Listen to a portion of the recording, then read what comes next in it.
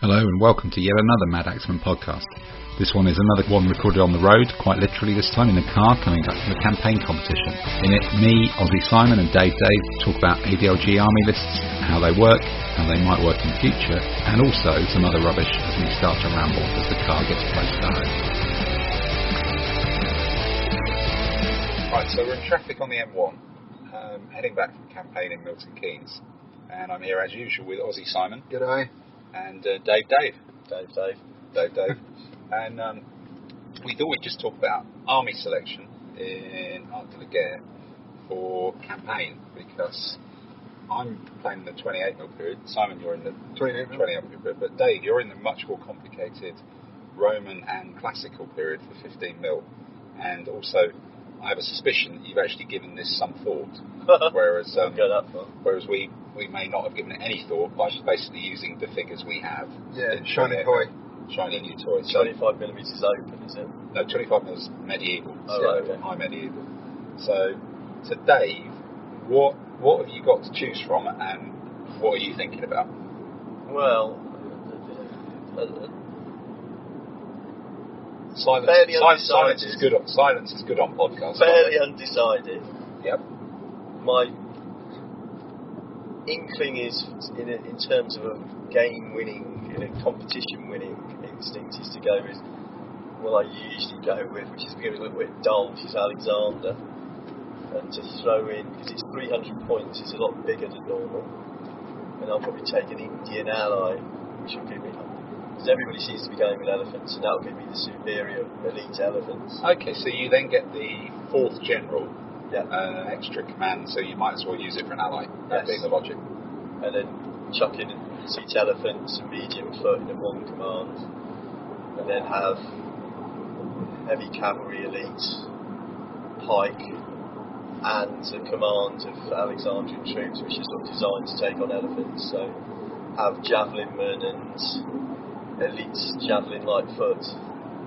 So does that have a nemesis that it would struggle against, or is it just the all-round no-brainer? Is the fast-moving cavalry armies, which will be the Sassanid and with a Athelite Hun, which is a white Hun, an eastern Huns in India, basically, army. So it would be because it would be a larger table, more toys. It would be, I think, the shooty horse armies come into their own in that competition. Yeah, because last year the deeper tables really did give those armies a lot of room to retreat in, didn't they? Yeah. So you go forward and pin with the elephants, and then strike and shoot with the cavalry. Okay. So it's those armies that you'd be worried about. But what about sort of your Romans and your late Romans and that sort of thing? Are they any danger to the Alexandrians? Can you not get run over by their auxilia? Well, that's one of my ideas. Because I've just painted up a lot of Lego Heroica, very beautiful Roman figures, and I was thinking it'd be fun to use them and use quite strong. But the auxilia are, on a bigger table, 300 points, you've got a lot less terrain, which means the cavalry are much more powerful, which means the medium foot are more open. They're in the open more often, which makes them more vulnerable in the open. So that skews you towards cavalry then? Yeah, I think so. But would that mean your pikemen in the Alexandrian army, would you just not take very many, or would you go for take a big block of them and make it? This becomes the problem, because the shooty cavalry armies avoid the pike. The pike will always beat the Roman legionaries, I think, especially if you've got an elephant in the mix. And the elephant will quite often pound the Roman legionaries, and then you've got more width in the pike block than the Romans, because the Romans are just so expensive. If they're armour and elite, yes, they need to be armour and elite, but they get stomped by the elephant. So in an elephant on Alexandrian fights, elephants win, but then against shooty cavalry, your pike just walk around the table with nothing in front of them. As we were talking before, saying, you've got maybe a quarter of your points wrapped up in something which people just don't bother with. Yeah, or just stick some light horse in front and shoot away at. But in 300 on the bigger table, the terrain pieces are bigger though, aren't they? Yes, but they're still You feel they're proportionally not quite the same. Yeah. Okay. So I think it needs a bit of size. So it's going to be Alexandrian for you. Could well be. Could very well be. That's what it's going to be. That's the figures I've got. I haven't really got the figures for some of the other armies, so Right. Okay. I'll think about it. And Simon, you've been furiously painting plastic and gluing together plastic Harry. Yeah, so quite a lot of plastic Perries that I seem to have acquired off you, and then that devolved into me then buying more miniatures, as one does. So, and then somehow today yesterday they're bringing by a campaign. I may have found a box of medieval knights and foot knights for 25 quid. So have you thought about which army it's going to be? I've had a little think, and I'm thinking either current thought is medieval Germans, which is my default army for all medieval periods. Because it's basically every army you want, isn't it? Yeah, basically. And then I can bring Landschrecks and all the other stuff in various combinations thereof. Or bring Italian Condotta, mainly because I've got a model of Il Duomo from Florence. Okay. So I could bring a Florentine army in. Okay. Not because it's actually a good army, but just because I've got pretty bits of terrain. Yeah, I think I'm going to go with kind of 100 Years War English type thing, because I've got lots of longbow bases that I do need to force myself to use. I think I've got something like 8 or probably 10 or 12 even. Yep. And I've got some little stakes that glue on or magnetise onto the bases to do stakes, which is just such a cool trick that I feel like I need to have a go at it. But I think it becomes quite a small army. Because you almost need the longbowmen are expensive, and you need the halberdiers behind them. Yep. And I think if you take too many longbowmen, you don't have the money for the points for the halberdiers, and then they can actually be ridden down in the open. They're just in a different sort of, or run over by heavy foot. So I think it'll be interesting, particularly after this weekend where I took an army with no foot at all, to take an army which is quite manoeuvrable, to take an army that is pretty ploddy and almost needs people to have a go at it so that its shooting can come into effect. But I think I'll probably be doing a lot of deploy on one side of the table and try and turn the table around and creep through terrain.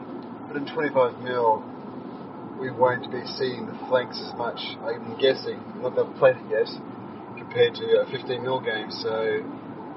No, it's exactly the same as the 15mm game, because the table and the bases and the movement distances scale up exactly. Oh, okay. So we're playing on a 6 foot by 4 foot table? Essentially 6x4, yeah, and with 60mm movement and 60mm wide bases, so it's almost exactly the same game, which is kind of weird, but it just looks good. It's the right density of troops on the table when they're terrain scale up. The terrain scales up as well, yeah. So that means I need to change all my movement sticks over from 14mm to 60mm. To 60s, yeah. So I think I'll make a few. Yeah. Well, I think I got some off eBay, because you can get these things called for building electronics, and they're called spacers. That's right. For circuit boards. Yeah. I ordered some from, as always for these obscure things in eBay, it came from China, and you cross your fingers, but they've obviously got huge positive votes, so you hope it's okay. And I bought a load of these spacers with male, female, and then just sort of female to female that screw together into the 60mm sticks, because you almost, for the 60mm, you kind of have to be able to unscrew them, because a 6 base width stick in 60mm wide is like more than a foot long. And that's a big stick. You can't fit it in the bloody box. It's ridiculous. When it suits the car. Yeah, almost can't fit it in the boot of the car. So you've got to be able to unscrew the damn things to make them fit. So Dave Allen's got a few of those. I think he has. Yeah. I had vague kind of visions of seeing if I could flog some of them to people, but by the time you've done a 6 and a 5 and a 4 and all the rest of it, no matter how many you've ordered, you almost run out as it is. Yeah. Depleted the Chinese supply. You depleted China's supply. But trying to get ones which are exactly 60 rather than 58 or whatever. The electronics industry starts it. It's collapsing. Yeah, Apple's share price collapses or something. Because these things are not available for making. Or the one company parts. which have been trying to get rid of them for years go, here they actually sold, quick, make more. Happy days. In fact, I bought a load of trees from China as well, model railway trees. Yeah.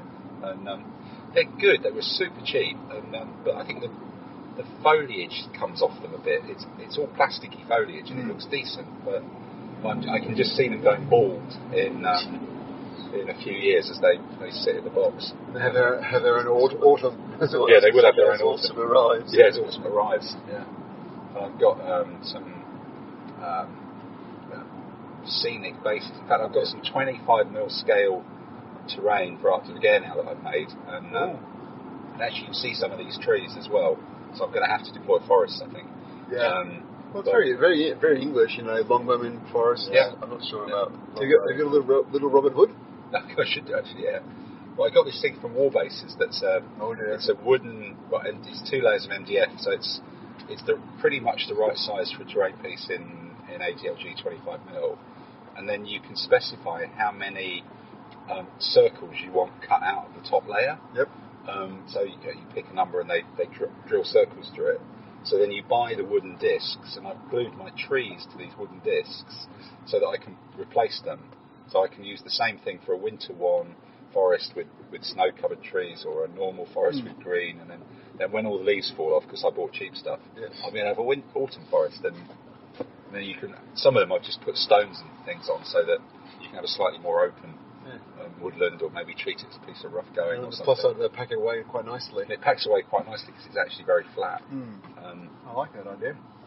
It's quite a thing. It was one of those ones where you make your own terrain, and it's kind of good. Yeah. Because all I've done is glue sand onto it with wood glue, and then do the wood stain to give it a solid colour, and then dry brush it, and it's come up pretty well actually. I was quite pleased with it, and all you've got to do is make sure that the circles don't have little bits of glue and sand stuck in them, otherwise you can never get the damn stuff out. And the circles don't fit, so and it matches the basing of my troops, so they'll be quite at home in this forest or in these couple of fields and things that I put together. So it should be good. And then the only other thing is, I guess it will be normal terrain mats, because all our little Art de la Guerre terrain mats are for 15mm. That's all. I think Gordon's got a larger scale. I've got a larger one as well. You've got because I bought one for FoGR. So. Okay then. So it's like, well, if I'm going to buy one, I might as well, why buy one? I can buy two. You're right. I've got one. Yes, I've got a Melcart one from Spain from years ago.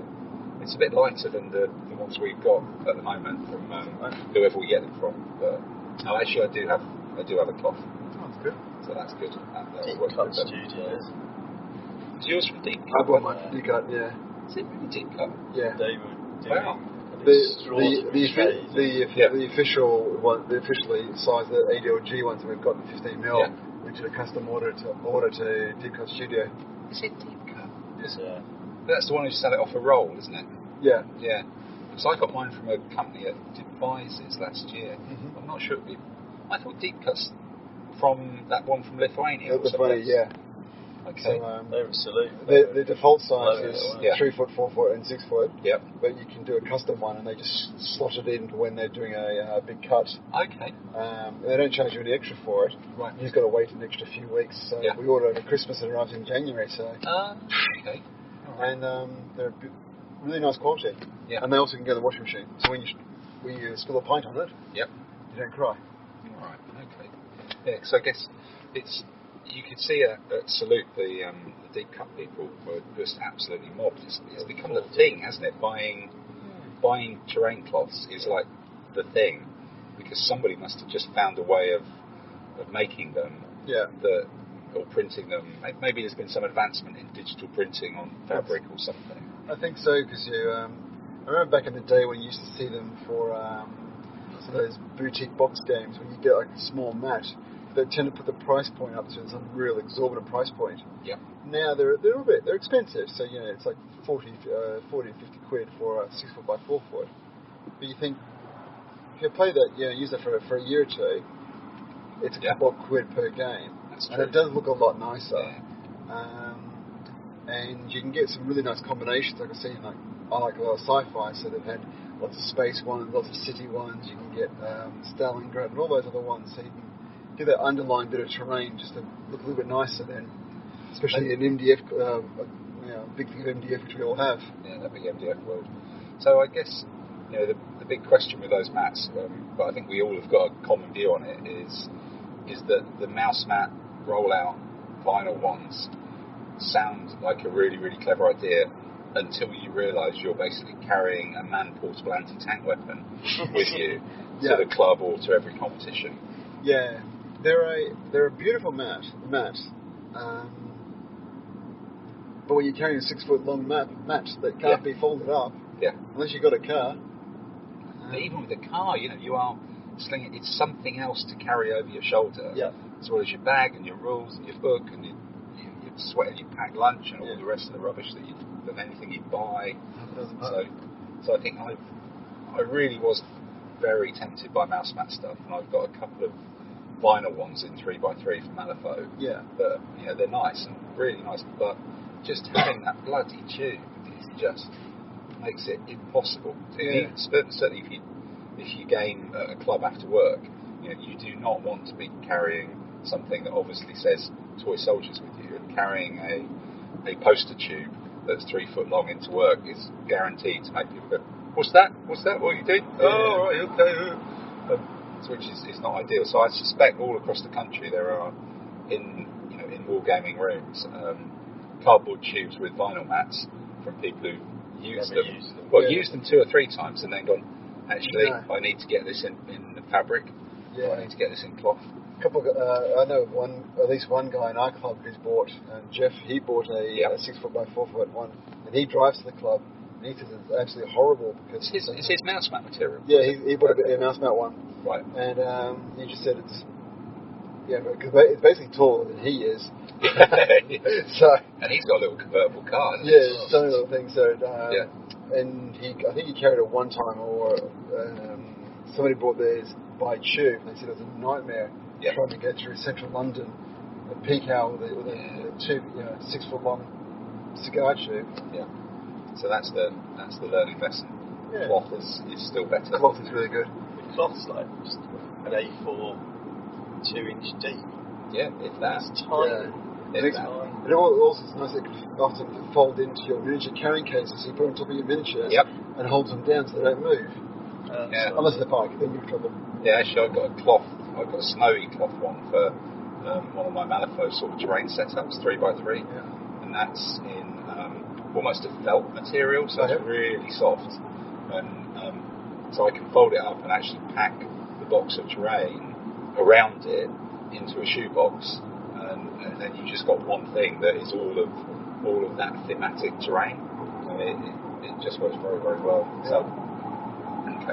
So actually we're saying in a month's time we'll all be up at the NEC at the Challenger Games Expo playing Art de la Guerre on beautiful cloths with very well thought about put together armies. Lots of new trees. What's shiny in the cupboard? I'll have those.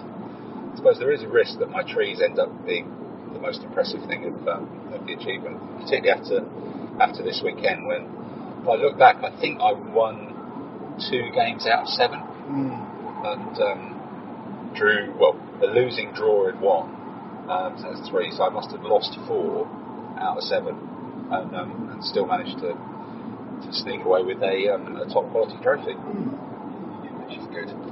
How did you do, Simon? Did you win? You won your games, or? I won out of the 7 games because one of them was a bye. Yeah. So I had 4 big wins, a mutual destruction, and 1 loss. That's really good. That's very good. Yeah. It was only to Hubert who I lost. Was that close, or was it a? Yeah, it was one of those classic games where if any of us could roll higher than a 1 or a 2, you would cause a bit of damage. So made one mistake which Hubert then proceeded to use against me. I'll learn that for next time. The other ones was just good old-fashioned Scrabble. Okay. And you were in the... I was in the feudal period. Feudal periods. Yeah. Okay. Because you and I squabbled yesterday. Oh, we did, yes. We had a game. Yes, I remember. Yeah, I think. It's been a long weekend. Yeah. And Dave, what about you? 6 games, so 2 wins, 1 against you, Tim. Yep, just. 2 losses, 1 against you, Simon. 2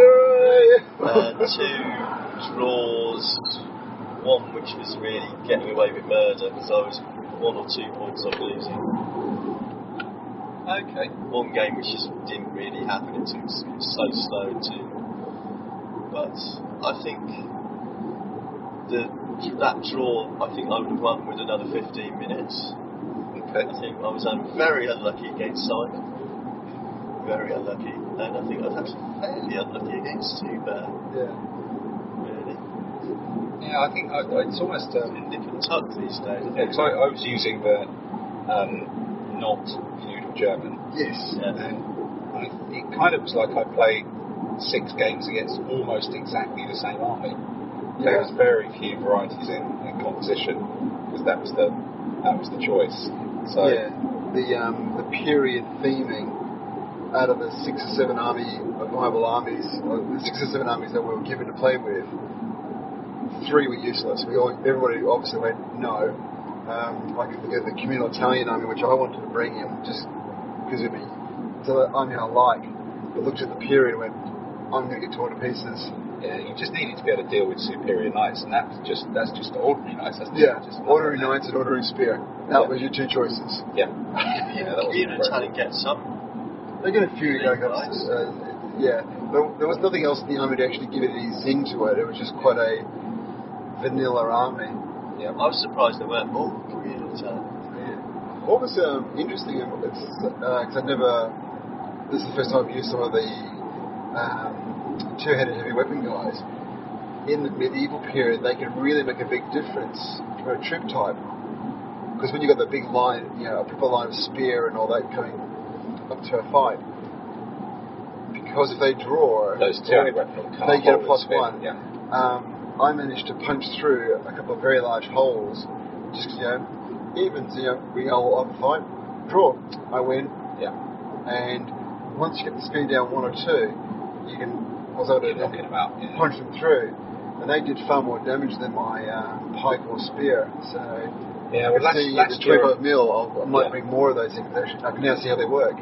Well, last year I used that German army at 300 points, and it was it last year or was it 2 years ago? It might have been 2 years ago. Because we played last year, didn't we? Challenge Dave. And it was, you had some Almugavars or something? Oh, that was a disaster because I didn't know, I hadn't read the FAQs about medium spearmen in the open. I thought I had another factor. That was a bit of a nightmare. Okay. That was exactly the same thing as we were talking about on the bigger table, on the 300 points in a larger table. The terrain is not there for the terrain troops.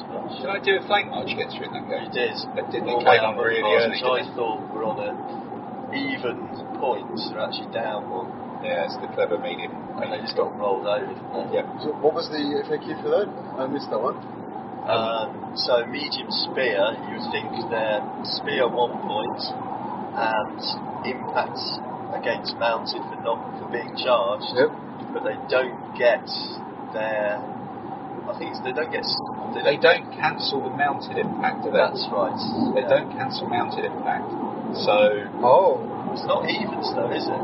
I think it is. No, they're down 1. They'll be down 1 because they'll be medium spear 1 versus knight with impact 2. Yeah, because no, medium spear and nil against knights. That's what it is. They're 1 against cavalry, I think.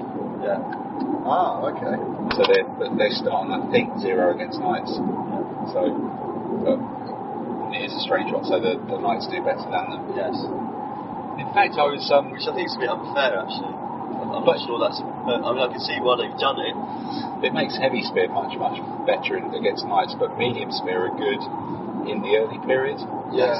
Against cavalry, they stand up well. But against knights, they just run out of steam. So that's the difference. But you can't really take them in medieval period. And actually, I was really impressed with that thing that when you charge my knights in the back in our game, knights against knights are at 2 all, because knights are on factor 2 against mounted. That's really so important. Normally against knights that doesn't matter because they're both on the same factor. So, but when you hit me in the rear, my knights are on 0 because they've been hit rear, and you were on 2 impact 3, hitting in the rear 4. And it was like, whoa! Being hit in the rear is bad, but the really fun one of that is when you do it with a knight general.